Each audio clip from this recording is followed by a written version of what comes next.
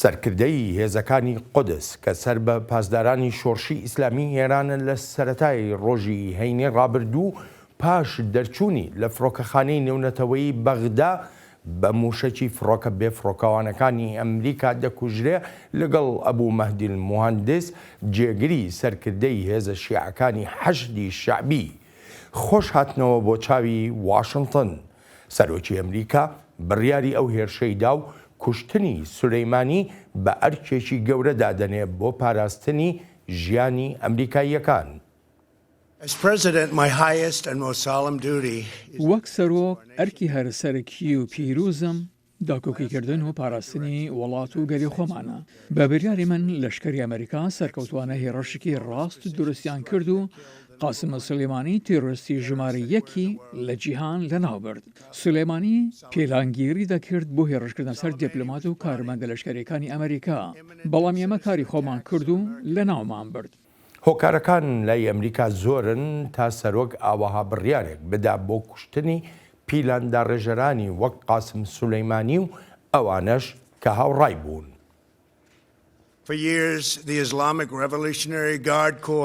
چەندان ساڵ هێزەکانی پازارانی شۆڕەشی ئیسلامی و هێزی شەڕانگیزی قودس کە سولەیمانی سەرکردایەتی دەکرد، سەربازەکانمان و خەڵکی سەڤیلی ئەمریکایی دەکردە ئامانج و دەیکوشتن و برینداری دەکردن. هێرشەکانی ئەم دوایەی بۆ سەر ئامانجەکانی ئەمریکا لە عێراقدا لەوانە ئەو هێرشە موشکەی بووە مایەی کوژرانی هاوڵاتیەکی ئەمریکایی و برینداربوونی سەختی 4 سەربازی ئەمریکایی، هەروەها هێرشە توند و تیژ ئامیزەکەی کرایە سەر باڵۆزخانەکەمان لە بەغدا بە فەرمانی سولەیمانی کراون. قاسم سولەیمانی چێژی لە کوشتنی خەڵکی بێتاوانی دەبینی و دەستی هەبووە لە پێلانگی ڕێتیڕستەکاندا لە شوێنە دۆرەکانی وەک نیودەڵهی و لەندەن.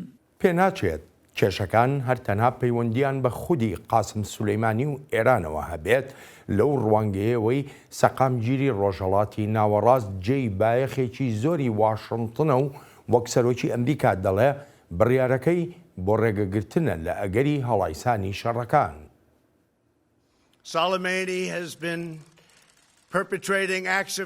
سولەیمانی کاری تۆرۆریستی دەکرد لە 20 ساڵی ڕابردوودا لە پێناو ناسەقامگیری لە ڕۆژهەڵاتی ناوەڕاستە. ئەوەی ئەمریکا کردی دەبوایە زۆر پێشتر بکردایە و دەتوانرا ژیانی زۆر کەس بپارێزرایە لە مردن. هەر لە ماوەی ڕابردوودا سولەیمانی دڕندانە خۆپێشاندانەکانی ئیرانی سەرکوت کرد. لەو سەرکوتکردنەدا زیاتر لە 1000 خەڵکی بێتاوان ئەشکەنجە دران و کوژران بەدەستی حکوومەتەکەی خۆیان. ئەوەی کردمان بۆ ڕاگررتنی شەڕ بووە و ئەوەی ئێمە دەیکەین بۆ دەست پێکردنی شەڕ نییە.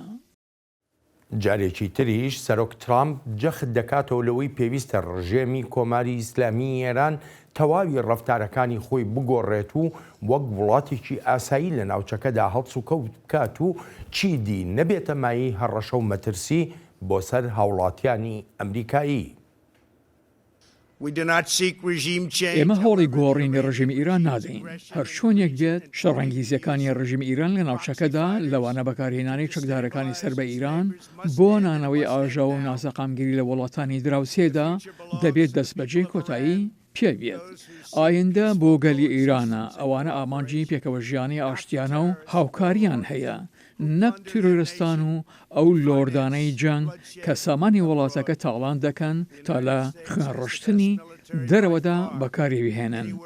ئەمریکا باشترین لەشکری هەیە لە جیهاندا، باشترین هەواڵگیریمان هەیە لە جیهاندا. ئەگەر ئەمریکایەکان ڕۆبەڕووی هەڕەشە و مەترسی بوونەوە، ئەوە هەموو ئامانجەکان لای ئێمەوە بە تەواوەتی دەستنیشان کراون و منیش ئامادەم بۆ هەر بریارێکی پێویست بێت. لەو ڕۆژەوەی قاسم سولەیمانی کوژراوە، ئێران دەستی کردووە بە هەڕەشەکردن بۆ تۆڵەکردنەوەیەکی قورس، بەڵام سەرۆک ترامپ ئاگاهی لە ناوچوونی ئێران دەدا ئەگەر بێت و شەڕ ڕوو بدات. پێم وانیە ئەوە بیرۆکەیەکی باش بێت بۆ ئیران، چونکە زۆر درێژە ناکێشێت. ئایا من شەڕم دەوێت؟ نا، من ئاشتیم دەوێت. حەزم لە ئاشتیە. هەروەها پێوەستە ئیران لە هەموو لایەک زیاتر ئاشتی بوێت. نا ئەوە نابینم شەڕ ڕوو بدات. نا، پێم وانیە ئیرانیش بیاوێت شەڕ ڕوو بدات، چونکە زۆر بە خێرایی لەناو دەچێت. هەر چۆنێک بێت لە ناو ئەمریکادا دابەشبوونێک هەیە لەسەر ئەو بڕیارەی سەرۆک ترامپ. هەندێک لەو بڕوایەدان نەمانی قاسم سولەیمانی ناوچەکە و جیهانیش دەبات بەرەو ئارامی و ئاسوودەیی لە کاتێکیشدا کەم نین ئەوانەی دەڵێن ئەو بڕیارەی سەرۆک ترامپ ئاڵۆزیەکان لە ناوچەکەدا و کردە شەڕانگێزیەکان بەرامبەر ئەمریکا زیاتر دەکات. چاوی واشنگتن بۆ ئەم هەفتەیە میوانداری جەنگ ساگنیج دەکا. جەنگ شیکەرەوەی کاروباری ژیۆپۆلیتیکە لێرە لە واشنگتن و پێشتریش لێکۆڵەر بووە لە نێوەندی مۆشەدایان لە شاری تەل ئەڤیڤی ئیسرائیل. جەنگ سەرەتا زۆر سوپاست دەکەم بۆ ئامادەبوونت. ڕەوشەکە ئێجگار هەستیارە. پرسیاری یەکەمم لەم بەرنامەیەدا ئەوەیە سەرۆک ترامپ پێناسەی قاسم سلێمانی بۆ کردی، پێی گوتین چی بووە چی نەبووە هەرچی چۆنێک بێ، بەڵام بۆ لەم هەفتەی ڕابردوودا سەرۆک دەگاتە ئەو بڕیارەی کە ئەبێ قاسم سلێمانی لەناو ببرێ، بۆچی پێشتر ئەم بڕیارە نەدرا؟ The US government has been under very much pressure in حکومەتی ئەمریکا لەژێر فشارێکی زۆردا بوو، فشارێکی زۆر نەک هەر لە عێراق بەڵکو لە ڕۆژهەڵاتی ناوڕاستدا بەهۆی زۆربوونی جموجۆڵەکانی ئێرانەوە دژ بە هێزە سەربازیەکانی ئەمریکا و هەروەش دژ بە هاوپەیمانەکانی ئەمریکا وەک ئەوەی لە یەمەندا دەیکرد لە بەرامبەر عەرەبستانی سعودیە و منشینەکان و ئیسرائیل و عێراق و کوردستانی عێراق و هەروەهاش کوردستانی سووریا. هەر ئالە و کاتانەشدا لە عێراق خۆپیشاندانی دژە حکومەت هەبوون کە بەشێکی زۆری دژی میلیشیا شیعەکانی سەر بە ئێران. جا هەر کاتێک قەیران لە عێراق هەبێت ئەوە بۆ میلیشیا شیعەکان دەبێتە دەرفەتێک تا هێزە سەربازیەکانی ئەمریکا بە ئامانج بگرێت. ئەمە لە چەند مانگی ڕابردوودا لە بەسڕە ڕووی داوە. هەر کاتێک خۆپیشاندانەکانی دژە حکومەت پەلاماری کوچسوخانەی ئەمریکا درا. لە شوێنەکانی تری عێراقیش ئەمە ڕووی داوە، وەک ئەو بنکە سەربازیانەی هێزەکانی ئەمریکای لێن لە ئەمبار و میلیشیا شیعەکان هێرشیان کردە سەر. بەڵام ئەمجاریان جیاواز بوو چونکە کۆنتراکتەرێکی ئەمریکایی لە کەرکووک کوژدا بەدەستی میلیشیا شیعەکانی کەتائیبی حزب الله، کەواتە ژیانی ئەمریکاییەک بووە قوربانی کە هێشتا ژمارە تەواوەتیەکەی دیار نییە و بریندار بوون. جا ئەمە بۆ ئەمریکا هێڵی سوودە و بەلای ئەمریکاشەوە ئەگەر ئەم جۆرە ڕەفتارانە تێپەڕێنرێت ئەوە دەبێتە دەرفەت بۆ میلیشیا شیعەکان و هەر لایەنێکی تری لەلایەن دوژمنانی ئەمریکاوە پشتیوانی دەکرێن تا کاری لەو شێوەیە بکەن و هێرش بکەنە سەر هێزەکانی ئەمریکا. بۆچی هاوڕای یەک نەبوو لە ناو ئەمریکادا لەسەر ئەو بڕیارەی سەرۆک ترامپ؟ یعنی ئێمە وەکو جۆمان بە تایبەتی زۆرێک لە دیموکراتەکان بوون تەبا نەبوون لەگەڵ ئەو بڕیارەی سەرۆک ترامپدا. ئەمە هەر پەیوەندی بە هەڵبژاردنەوە هەیە؟ پێم وایە بڕوایان هەیە بەوەی ئەو کردە لەشکریەی ڕۆژی 2 مانگی 1 بۆ کوژانی قاسم سولەیمانی و ئەبوو مەهدی ئەلموهەندیس کرا زیاتر پێگەی سەرۆک ترامپی لە هەڵبژاردنەکانی داهاتووی سەرۆکایەتیدا بەهێزتر کرد. هاوکاتی هەوڵەکانی بۆلادانی سەرۆک دەدرێن لە کۆنگرێزدا. ئەمە بێ لەوەی سەرۆکی ئەمریکا ئەوەشی بۆ نووسراوە کە ئەبوو بەکر ئەلبەغدادی سەرکردەی داعشیشی لەناوبرد وەک چۆن بڕیاری لەناوبردنی قاسم سولەیمانیدا. لەوانەش گرنگکەی بەلای منەوە ئەبوو مەهدی ئەلموهەندیس بوو کە کەسایەتیشی گەورە و گرنگی سەربازی عێراق بوو. جا ئەمە وەک ئاماژەت پێکرد لە پرسیارەکەدا پەیوەندیەکیشی هەیە لەگەڵ ڕەوشی سیاسی ناوخۆی ئەمریکادا و ئەو مشتومڕەی لە نێوان دیموکرات و کۆماریەکاندا هەیە لەو ڕوانگەیەوەی ئەو کردەیە بەو بیرۆکراسیەتەی لە ئەمریکادا هەیە تێنەپەڕیوە و لەگەڵ هیچ لایەکیشدا باز نەکراوە و بە بڕیارێکی تاگلایەنانەی سەرۆک ترامپیش دانراوە. نیگەرانی ئەوەش هەیە کە ئەو بڕیارەی ئەمریکا بەرێتە شەڕێکەوە لە ڕۆژهەڵاتی ناوڕاستدا. بەڵام لەگەڵ هەموو ئەمانەشدا ئەو بڕیارە لە سیاسەتی ناوخۆی ئەمریکادا پێگەی سەرۆک ترامپی زیاتر بەهێز کرد. These are the factors that further empowered the US President Donald Trump with regards to domestic politics. بەڕای تۆ کوژرانی قاسم سلێمانی و ئەبوو مەهدی ئەلموهەندیس چەندێک لە ئەگەرەکانی شەڕ لەو ناوچەیە بە تایبەتی لە کەدای فارسدا کەم دەکاتەوە وەکو سەرۆک ترامپ دەڵێ بۆیە ئەو بڕیارەی داوە تا شەڕ ڕابگرێ و سەرۆک ترامپ چەند جارێکی جەختی لەوەی کردوێتەوە کە بە هیچ شێوەیەک شەڕی نابێ. Imagine another Shiite militia attack in Iraq could have killed US diplomats. بیهێنەرە بەرچاوی خۆت ئەگەر هێرشێکی تری میلیشیا شیعەکان ڕووی بدایە لە عێراق لەوانە بوو دیبلۆماتەکانی ئەمریکایی بکوژانایە، لەوانە بوو خەڵکی زیاتری ئەمریکایی بکوژانایە. جا ئەو کردەی کوشتنە پەیامێکی داوە بە ئێرانیەکان کە ڕژەمی ئێران و کارمەندانی ئێرانی لە عێراقدا هیچ پەناپارێزیەکیان نییە. بە دڵنیاییشەوە پەیامەکە گەیشتوتە ئەوانەی سەر بە ڕژێمی ئێران و لە هەمان کاتیشدا دەستی هاوپەیمانەکانی ئەمریکاشی بەهێز کردووە لە کەندا و لە ناو عێراق و لە شوێنەکانی تری ڕۆژهەڵاتی ناوەڕاستیشدا. جا لەوانەیە شەڕ ببینین، بەڵام شەڕێکە بەهۆی کوژانی قاسم سولەیمانیەوە نییە، بەڵکو بەهۆی ڕەفتارەکانی ئێرانەوە دەبێت لە قوناغی دوای کوشتنەکەەوە. بە دڵنیاییەوە من بۆ خۆم لەگەڵ ئەو ڕوانی نەدام ئەگەر بێت و هێرشەکانی میلیشیا شیعەکان و ئەوانەی سەر بە ئێرانن بەردەوام بوونای ئەوە قەیرانی گەورەتری لێ دەکەوتەوە و زیانێکی زیاتری گیانی ئەمریکایەکانی بەدوای خۆیدا ئەهێنا لە ڕۆژهەڵاتی ناوەڕاستدا. If larger numbers of US casualties had occurred in the Middle East. من دەگەڕێمەوە بۆلات با بزانین ئێرانیەکان چی دەڵێن. ئێرانیەکان هەڕەشەیەکی زۆرەکەن. لەو ڕۆژەوەی قاسم سولەیمانی کوژراوە دەسەڵاتدارانی ئێرانی هەموو دەرفەتێکیان قۆستۆتەوە تا هەڕەشە لە ئەمریکا بکەن بەوەی تۆڵەیەکی قورس دەکەنەوە، بەڵام ناڵێن کەی و لەکوێ و چۆن. ما در سپاه پاسداران انقلاب اسلامی ئێمە ئەندامانی پاسدارانی شۆڕش دووچاری خەمێکی قوڵبووین بەم هەواڵە، هەرچۆنێک بێ سووربوونی ئێمە لەسەر تۆڵەکردنەوە دژی ئەمریکای تاوانبار و زایۆنیستە داگیرکارەکان هەروە دێ و بەهێستر دەبێت و تۆڵەش دەکەینەوە. ئەو خۆشیە کاتیە ئەمریکایەکان و زایۆنیستەکان هەیەانە درێژە ناچێشیت و بەم زوانە دەبێتە ماتەم بۆیان. لە ڕۆی سیاسیشەوە وەک دەگوترێت کۆماری ئیسلامی ئێران داوا و سکاڵای یاسایی لەسەر ئەمریکا تۆمار دەکا لە نێوەندە نێونەتەوەیەکاندا. ئەو کارەی ئەمریکا بەبێ هیچ گومانێک کاری تیرۆریزمی دەوڵەتیە و پێشێلکردنی سەروەری عێراقا، چونکە کوشتنی ئەو کەسانەیە کە تەواوی ژیانیان تەرخان کردبوو بۆ بەرەنگاربوونەوەی دیکتاتۆری و سەرکوتکردن و تیرۆر و توندڕەوی. بەلای زۆرێک لەوانەی هاوڕای ڕژێمی کۆماری ئیسلامی ئێرانن لەناو وڵاتەکەدا وەک ئاماژەی پێدەکەن کوشتنی قاسم سولەیمانی ئەو کاردانەوەی نەبووە لە ناو ئێراندا کە نەیارانی ئێران چاوەڕوانیان دەکرد. بەبێ هیچ گومانێک ئەم کارە بەرەنجامی خراپی دەبێت. ئەگەر سەرکردەیەکی لەشکری یان ژەنەراڵێکی ئازبەرزی وڵاتی تۆ بکوژێت چی دەکەیت؟ هەرچەندە من بۆم نییە قسەی لەسەر بکەم، بەڵام ئەوەی دەتوانم بیڵم ئەوەیە ئەو ڕووداوە دانیشتوانی ئێرانی یەخس، دانیشتوانی ئێران ئێستا داوای سزادانی ئەمریکا و هاوپەیمانەکانی دەکەن. بەلای شیکەرەوە هێشتا ئەشکرا نییە ئایا سەرۆک ترامپ بەر لە بڕیارەکەی هەڵسەنگاندنی بۆ ئەگەرەکانی پاش جێبەجێکردنی ئەو بڕیارە کردووە یان نا، بەڵام دەشڵێن بڕیارێکی بوێرانە بووە.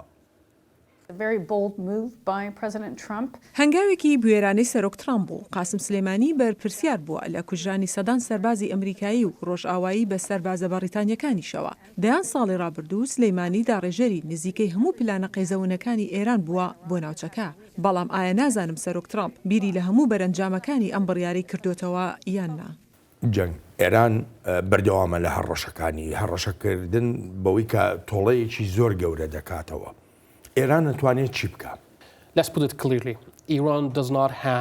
با بەڕوونی باسی بکەم، ئێران ئەو سەرچاوانەی نییە تا بکەوێتە شەڕێکی باو لەگەڵ ئەمریکادا. یانیش ئەوەی زیاتر ئەمریکا لە ڕێی وروژاندنەوە ڕای بکێشێتە ناو شەڕێکەوە، جا بە هەر ڕێگەیەک دەیەوێت بگرێتە بەر. تاکتیکی بێت یان بە ئامانج گرتنیش بێت. جا تواناییەکانی ئێران بێوێت شتێک بکات لە ناوچەکەدا هەر زۆر سنووردارە. لەوانەیە لایەنەکانی سەر بە ئێران لە ناوچەکەدا بەردەوام بن لە بە ئاماژگرتنی بنکەکانی ئەمریکا لە ناوچەکەدا، یان ئەو ناوچانەی ئەمریکایەکانی لێن و هەروەهاش هاوپەیمانەکانی ئەمریکا وەک عەرەبستانی سعودیە و لەوانەشە من نشینەیە گرتوەکانی عەرەبیش بگرێتەوە، بە تایبەتی کە دەشێت پارێزراو نەبن لە ئاگری میلیشیا حوثیەکانی یەمەن. بەڵام چاوەڕوانی ئەوە ناکرێت ئێران خۆی ڕاستەوخۆ هێرشی تۆڵەکردنەوە بکاتە سەر هێزەکانی ئەمریکا لە ناوچەکەدا. ئەمەش بەهۆی سنوورداری هێز و توانایی لەشکری ئێرانەوە. تاران سەرمایی خۆی لەوانەدا بەکارهێناوە کە شەڕی لەبری بۆ دەکەن لەگەڵ ئەمریکادا نەک لە شەڕێکی باودا. ڕاستە ئێستا نیگەرانیەکە لەوەدایە ئەو شەڕی بەلەبریە بگۆدرێت بۆ شەڕێکی باو کە ئێران دەرەقەتی نایێت. یەکی لە پرسیارەکانەوەیە کوژرانی قاسم سلێمانی چ شتێک لە سیاسەتی دەرەوەی ئێران دەگۆڕێت. ئێران هەر ئەو ئێرانەیە. ئێمە گوێمان لە سەرۆک ترامپ بوو، ینی باس لەوە دەکا کە دەبێ ئێران وەکو دەوڵەتێکی ئاسایی لە ناوچەکەیە سەر و سەودا بکە. کوژرانی قاسم سلێمانی هیچ شتێک لەو هاوکێشەیە گۆڕێ؟ No and yes. No, because Iran is the same Iran as you said. Iran. نەخێر و بەڵێ نەخێر چونکە ئێران هەر هەمان ئەو ئێرانەیە وەک باست کرد ئێران لیستێکی دوور و درێژی سیاسەتی دەرەوەی هەیە لە ناوچەکەدا ژمارەیەکی زۆر لایەنی سەر بە ئێران و لایەن و ڕێکخراوی چاودێریکردنی لە ناوچەکەدا دروست کردو و بەرپرسیارەتی هەیە بەرامبەریان و دەشبێت ئەو بەرپرسیارەتیانە جێبەجێ بکات بە پشتیوانیکردنیان لە ڕووی سەربازی و لۆژیکی و داراییەوە. ئەلبەت ئەمانە لە عێراق و سووریا و ناوچەکانی فەلەستینیەکان و لوبناان و یەمەن و تەنانەت لە باکووری ئەفریقاشدا هەن. جا بۆیە دەڵێم نا لە ڕووی ئایدۆلۆژی و سیاسەتی دەرەوەییەوە ئێران بەردەوام دەبێت لە شەڕانگێزەکانی و هەمیشەش هەوڵدەدات لەو سنوورەشدا بێت کە خۆی دایناوە وەک بنەمایەک بۆ شەڕی بەلەبری و بەکارهێنانی هێزی خۆجێی نەک هێزی ئێرانی. ئەمە بێ لە سووریا دەژڵێم بەڵێ چونکە نیشانیدا کە سەرکردە ئێرانیەکان و ئەو سەرکردانش کە سەر بە ئێرانن وەک ئەبوو مەهدی ئەلموهەندیس چیدی پارێزراو نابن و دەبنە ئامانجی ئەمریکا و دەکوژێن. ئەمە گۆڕانکاریەک دێنێتە ئاراوە لە پێکاتەی ئێران و پێکاتەی ئەو لایەنانەی سەر بە ئێرانیشن و ئیتر ناتوانن ئازادانە بە ناوچەکەدا بێن و بچن وەک ئەوەی پێشتر دەیان کرد. جا لەوانەیە نمونەی وەک نەسڕوڵڵا دروست ببێت بۆ پێشەنگیکردنی سیاسی و سەرکردەی ئێرانی و هەروەهاش سەرکردەکانی سەر بە ئێران لە تەواوی ناوچەکەدا کە زیاتر خۆیان حەشار دەدەن لە شوێنە نادیارەکان و نەزانراوەکاندا چونکە ترسیان لە هێرش دەبێت بۆ سەریان. با ئەوەش بڵێم کە دەشێت گۆڕانکاریشی گەورە لە سیاسەتی دەرەوەی ئێراندا نەهێنێتە ئاراوە بەڵام بە دڵنیاییەوە جێبەجێکردنی ئەو سیاسەتە زۆر قورس و ئاڵۆز دەکات.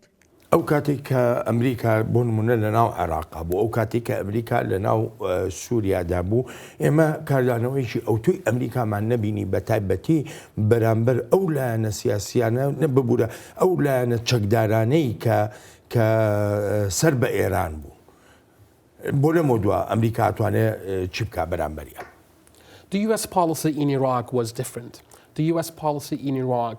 سیاسەتی ئەمریکا لە عێراق جیاواز بوو. سیاسەتی ئەمریکا لەو وڵاتە لە وەتایی هێزە سەربازیەکانی لە ساڵی 2011ەوە کشانەوە سەنجی خستنە سەر بەهێزکردنی حکومەتی نێوەندی عێراق بوو بە مەبەستی دوورخستنەوە و لە کارخستنی ئەو کارکتەرانە بوو کە بەشێک نەبوون لە دەوڵەت واتە ئەوانەی سەر بە ئێران بوون. هەروەهاش بۆ ڕێگەگرتن بوو لەسەر هەڵدانی تونڕەوە ئیسلامیەکان. جا ئەمە سیاسەتی ئەمریکا بووە بۆ ڕێگەگرتن لەو لایەنانە بە تایبەتیش لایەنە شیعەکانی ئێران پشتیوانیان دەکردن کە حکومەتی نێوەندیان لاواز کرد بوو. هەر بۆ هێشتا وەک بینیمان ئەمریکا پشتیوانێکی بێمەرج و لە ڕادەبەدەری حکومەتە نێوەندیەکانی عێراقی دەکرد بە حکومەتەکەی عادل عەبدولمەهدیشەوە. ئەو پشتیوانیە بە ئەندازەیەک بوو کە هێزە سەربازیەکانی ئەمریکا لەو ناوچانەش بوون کە میلیشیای شیعەکانیشی تێیدا بوون وەک لە کردە لەشکریەکانی تکریت و فەلوجە و کردە لەشکریەکانی مووسڵدا بینیمان. پشتیوانیەک هەر لە دابینکردنی هێرشی ئاسمانیدان نەبووە بۆ میلیشیا شیعەکان بەڵکو شانبەشانی هێزە عێراقیەکانیش شەڕیان دەکرد. ڕوانینی ئەمریکا وەها بوو ئەگەر حکومەتی نێوەندی عێراق پشتیوانی بکرێت ئەوە دەسەڵاتی حکومەت کۆنتترۆلی ئەو لایەنانە دەکات. بەڵام ئەوە شکستی هێناوسەر نەکەوت. ئیتر سیاسەتی ئەمریکا گۆڕانی بەسەرداهات و چیدی سەنگی ناخاتە سەر بەهێزکردنی حکومەتی نێوەندی عێراق بەڵکو سەنجەکە ئێستا لەسەر پارێزگاری کردنی مانەوە و کاریگەریەکانی ئەمریکا لە عێراقدا لە ڕێگەی پاشە کشەپێکردنی ڕۆڵی ئێران و دەستکەوتەکانی ئێران. جا ئێمە لە بەردەم ئەو گۆڕانکاریەی سیاسەتی ئەمریکا داین و بەڵێ ئەمریکاش دەتوانێت زۆر شت بکات دژی ئەو لایەنانە. سەپاندنی گەمارۆی ئابووری سزادانی عێراق بەشێکە لەو گۆڕانکاری سیاسەتە بۆ خۆ دەزانیانی پاشەوەی ڕۆژی یەکشەممە پەرلەمانی عێراق 170 ئەندامیان دەنگدانیان کرد بۆ ئەوەی هێزەکانی ئەمریکا بچنە دەرەوە پێداچوونەوە بە ڕێکەوتنە استراتیژیەکەی نێوان عێراق و ئەمریکا بکرێت. سەرۆک ترامپ ئێستا ئاگاهیەدا کە ئەگەر بێت و ئەو دەنگدانە بخرێتە بواری جێبەجێکردنەوە سزا بەسەر عێراقدا دەسەپێنێ. ئەوەش بەشێکە لە گۆڕینی ئەو سیاسەتەی ئەمریکا. Absolutely. It was almost unthinkable. بەبێ هیچ گومانێک دەتوانم بڵێم ئەوە هەرگیز بە خەیاڵدا نەدەهات کە ڕۆژێک لە ڕۆژان ئەمریکا هەڕەشە لە حکومەتی نێوەندی عێراق بکات بەوەی سزای دەسەپێنێتە سەر. ساڵی پار کاتێک سزاکان سەپێرنان لەسەر کۆماری ئیسلامی ئێران حکومەتی عێراقی بەخشینی درایە لە پرۆسە جێبەجێکردنی ئەو سزایانەی سەر ئێران و دەرفەتی بازرگانیکردنی هەبوو لەگەڵ ئێراندا چونکە عێراق پێویستی بەو بازرگانیە هەبوو. بەڵام ئێستا شتەکان گۆڕاون و سیاسەتەکەش گۆڕاوە و ئێستا ئەوە تا سزا سەپاندن بەسەر عێراقدا دەبینین بەهۆی ئەو شتانەوەی ئێستا ڕوودەدەن. پێویستە خاڵ بخەینە سەر ئەوەی لە عێراق چی ڕوودەدات. ئێران ئێستا کوژانی قاسم سلەیمانی بەکاردەهێنێت وەک دەرفەتێک بۆ کۆدەتاکردن بەسەر حکوومەتی عێراقدا و دەستیش بەسەر وڵاتەکەدا بگرێت. ئێستا دیمەنەکە لە بەردەم ئەمریکادا ڕەشوسپیە.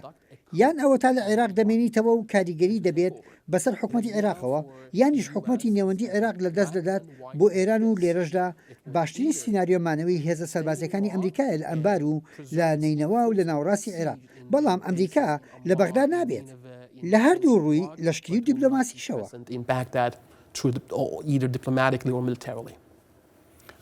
دەگەڕێمەوە بۆلات بابزانین وڵاتان و کاردانەوەی وڵاتان چۆن بووە.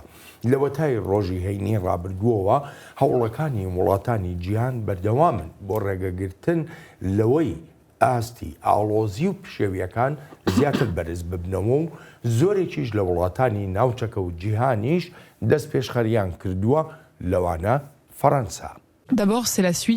ئەوەی ڕووی داوە هەنگاوێکی ترە بۆ بەرزبوونەوەی ئاستی ئەو تەنگەژانەی چەند مانگێکە درێژەیان هەیە. ئەوەی ڕوویدا ئەوە بوو کە لی دەترساین ئاڵۆزی و پشێوی لە نێوان ئەمریکا و ئێراندا. ئەرکی سەرەکیمان سەقامگیرکردنی ناوچەکەیە و پێویستە هەلومەرجی دروست بینینە ئاراوە بۆ سەقامگیری لە ناوچەکەدا. فەڕەنسا لەسەر بەرزترین ئاس هەوڵەکانی لەگەڵ هەموو لایەنەکاندا دەست پێ دەکات. بێژینگ گەڕانەوە بۆ پەیڕەوی نەتەوە یەکگرتوەکان بە یەکێک لە ڕێگە گونجاوەکاندا دەنێت بۆ پاراستنی سەقامگیری لە ڕۆژهەڵاتی ناوەڕاستدا نەک پەنابردنە بەرچەک و ڕێگەی تر بۆ هێورکردنەوەی ڕەوشەکە. ئێمە بە گرنگێکی زۆرەوە لەم ڕووداوە دەڕوانین.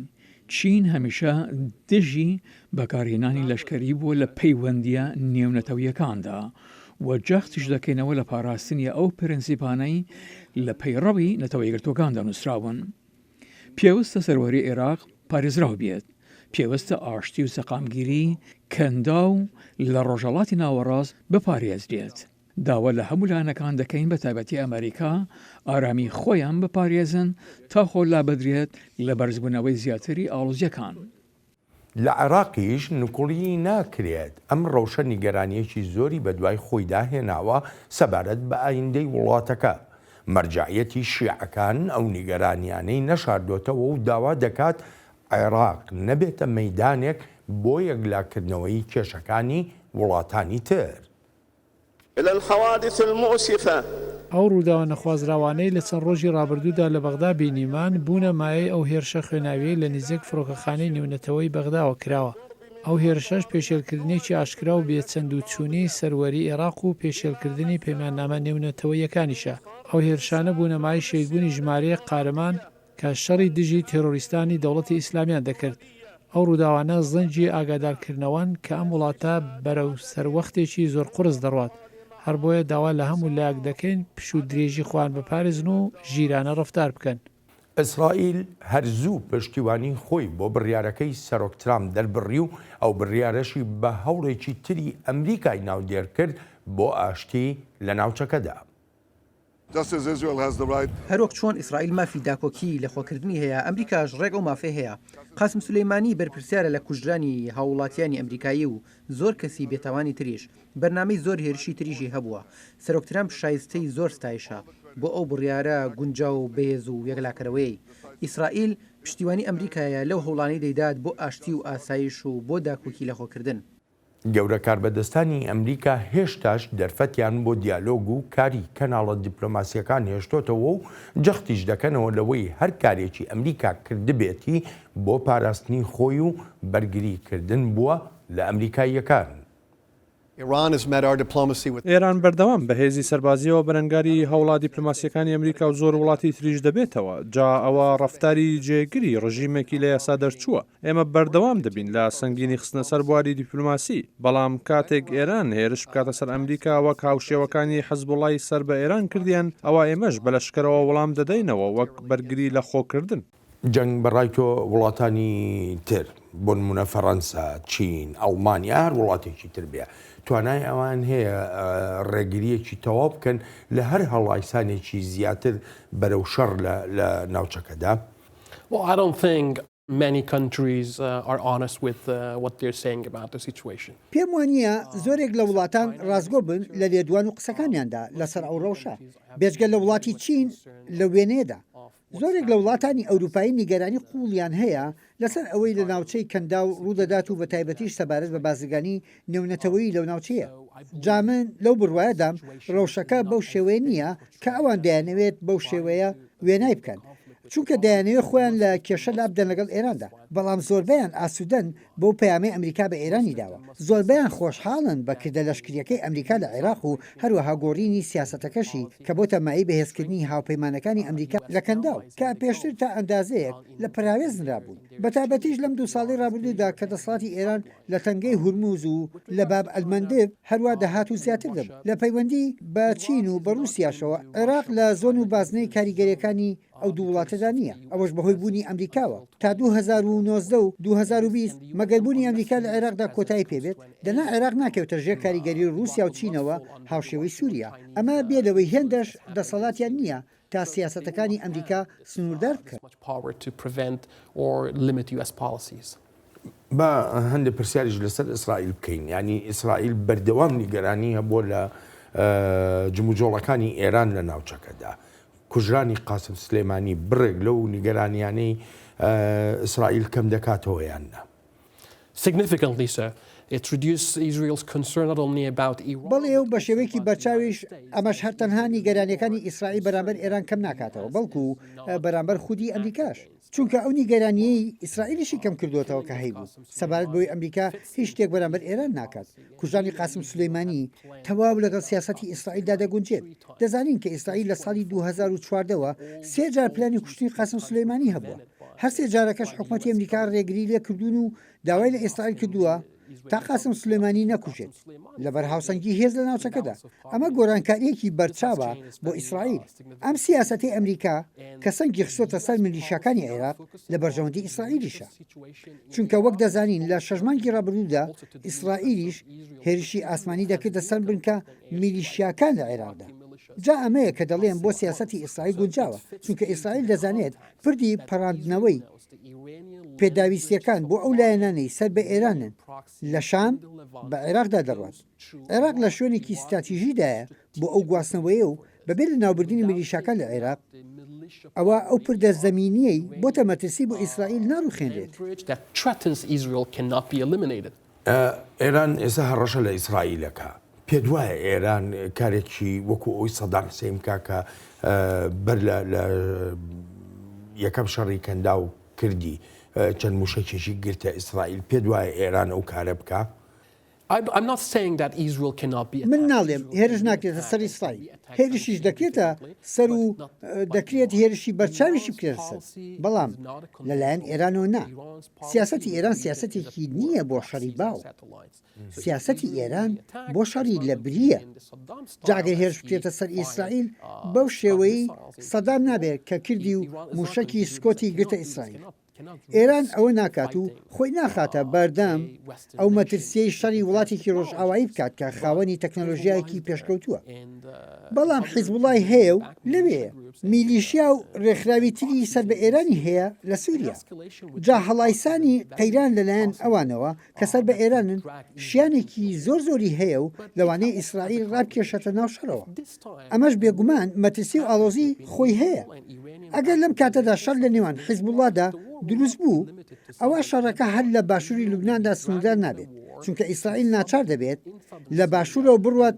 بەرەو باکووری بەیروت و دەست بگرێ بەسەر هەموو ئەو شوێنانەدا تا ئیسرائیل بپارێت جا کەس ئەمەی ناوێت نە سووریا نە تورکیا و نە ئێران و تەنانەت ئەوانەش کە سەر بە ئێرانن ئەوە ناکەن چونکە نایەنەوێت تانکەکانی ئیسرائیل لە دیمەشق و بەیروت و تەنانەت زۆر شوێنی دوورتریشدا ببینن نیگەرانیەکان زۆرن من دەگەڕێمەوە بۆ لات هەر چۆنێک بێ شیکەرەوە لەو بڕواایەدان کە پێویستە دان بە خۆداگرتن هەبێت و ڕێگە لە هەموو جۆرە هەوڵێکی وروژێنەریش بگیرێ تا نەبێتە مایی هەڵایسانی شەڕ.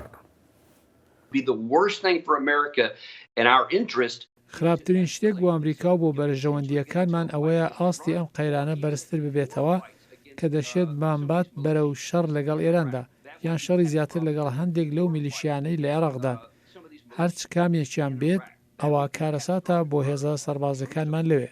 بۆ زۆرێک لە شیکەرەوە ئەو هێرشەی کرایە سەر باڵێزخانەی ئەمریکا لە بەغدا و ئەو جۆرە کاردانەوانەی تریش کە هەن بەرامبەر ئەمریکا دەبنە هۆکارێک بۆ گرتبوونەوەی ئەمریکاییەکان لە دەوری یەکتر. بیرۆکەی هێڕشکردنە سەر باڵێزخانەی ئەمریکا وەک ئەوەی لە هێڕشەکەی بەنغازی و لەوەی ساڵی 1970 بینیمان شتێکە حکوومەتی ئەمریکا و هەروەها گەلی ئەمریکا یەک دەخات بە شێوەیەکە جیاواز لە هەموو شتێکی تر.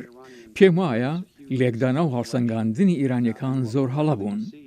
جا ئەوەی دەیبینین ئەگەر بێت و کەتائبی حزبڵڵاهی ڕژەکانی خۆی ڕان نەگرێت بەرزبنەوەیەکی زۆر ئاستی قەیرانەکانە لە نیوان ئەمریکا و ئیراندا. جەنگ بەرەوەی بینە سەر دۆسەی ناوخۆیی ئەمریکا هیچ هیوایەک هەیە بۆ ئەوەی کە شەڕ ڕوونەدا یانی وەکو جۆمان لێبوو شیکەرەوەش لەگەڵ ئەوەدان کە نابێ شەڕ ڕووبدا چکە کارەساتێکی گەورەی مرۆیی بەهۆی شەڕەوە دەکەوێتەوە.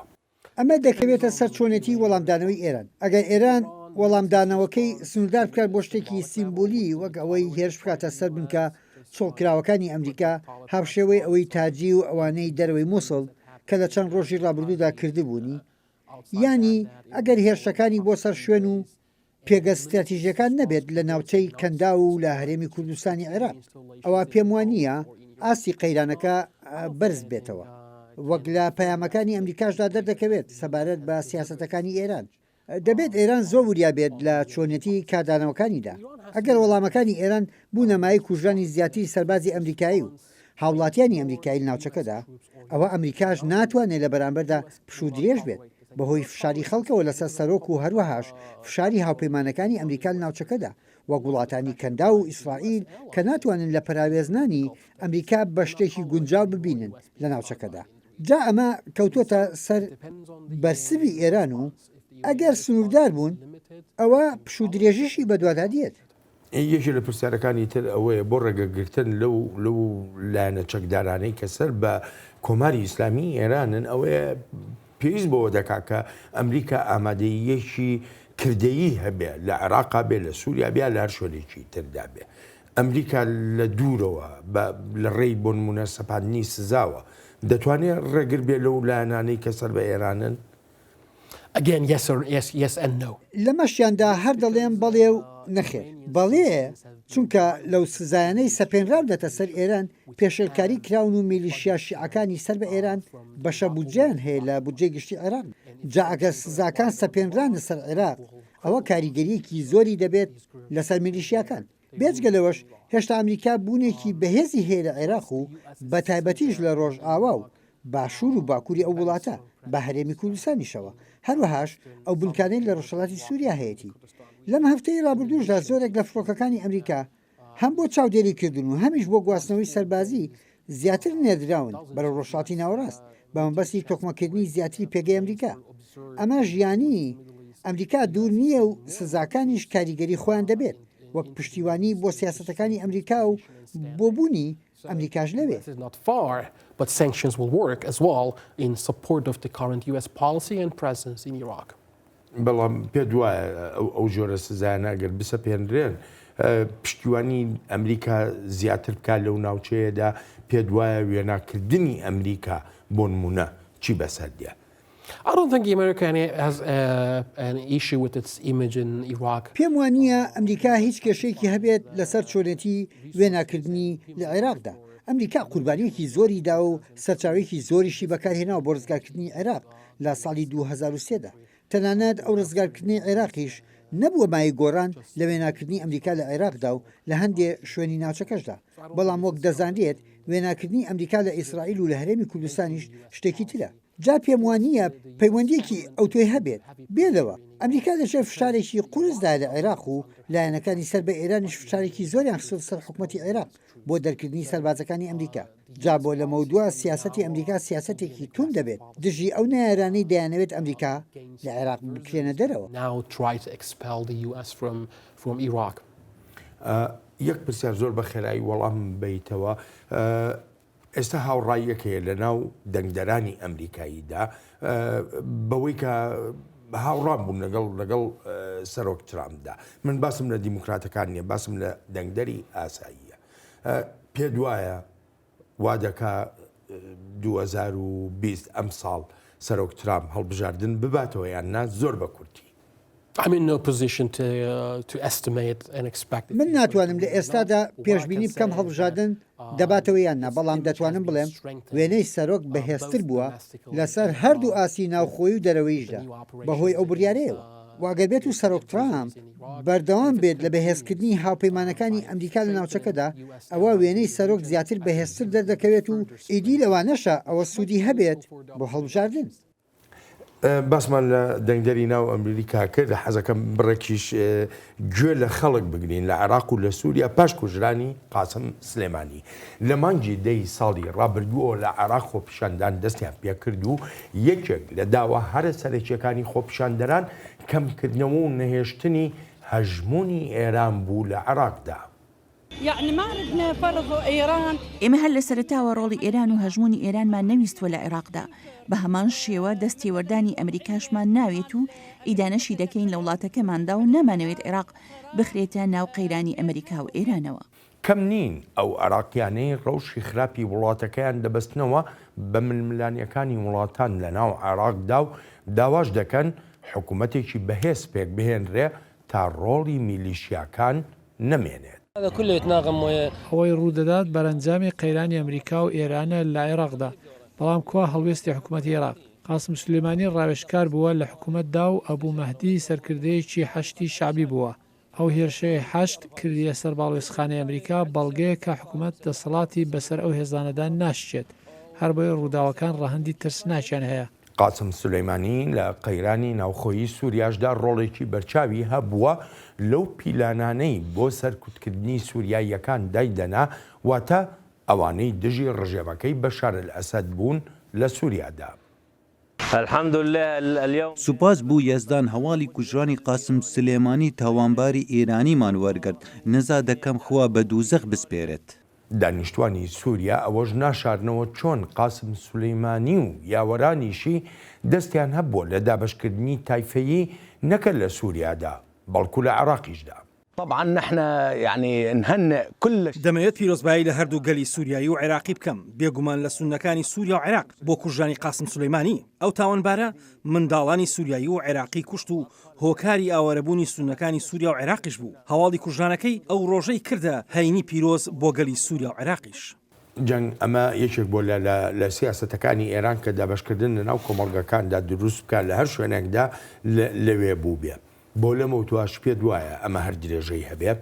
جەمسەرگیری لە کۆمەڵگەکانی ئەو دوو وڵاتەدا هەیە و دابەشبوونیشی تێدایە. ئێرانیش سەرمایە خۆی لەو دابەشبوونەدا داناوە. جابەڵێ ئێران بەردەوام دەبێت لەو سیاسەتە و کارکردنی لەسەر دابەشبوونە نەژادی و ئاینی و ئاینزایەکان لە ناوچەکەدا بە مەبەستی جەمسەرگیری و دابەشکردنی زیاتری کۆمەلگاکان تا سیاسەتەکانی خۆی زیاتر بەرەو پێش بەرێت. چ شتێکەیە کە بتوانێت یارمەتی دەربێ بۆ ئەو خەڵکەی کە نایانەوێت کۆمەڵگەکانیان دابەش بن.